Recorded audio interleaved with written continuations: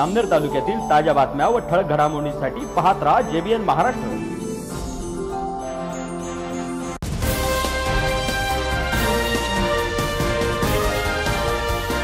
लाडक्या बहिणींची पडताळणी केली जाते, काही लाडक्या बहिणींना लाभापासून वंचित ठेवले जाते। आता तुमचे आमदार जे आहेत ते सरकारला गरजा आहेत दिसत आहेत की असं करायला नकोय, सरकारने पडताळणी करून लाभापासून वंचित ठेवायला नकोय। नाही, याच्यामध्ये निकष ठरलेले आहेत, उत्पन्न ठरलेलं आहे, इन्कम टॅक्स नको, घडी 4 चाकी नको, ट्रॅक्टर नको किंवा 2.5 लाखाच्या वर उत्पन्न नको।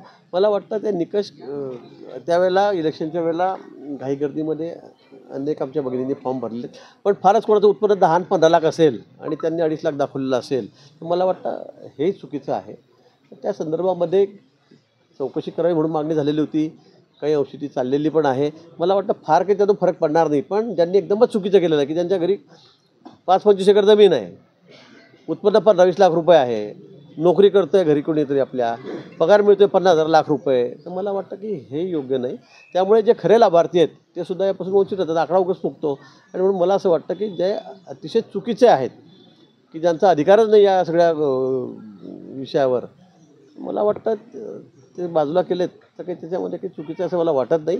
पण जे खरे लाभार्थी आहेत, जे निकषात बसत आहेत ते एकही काढले जाणार नाही।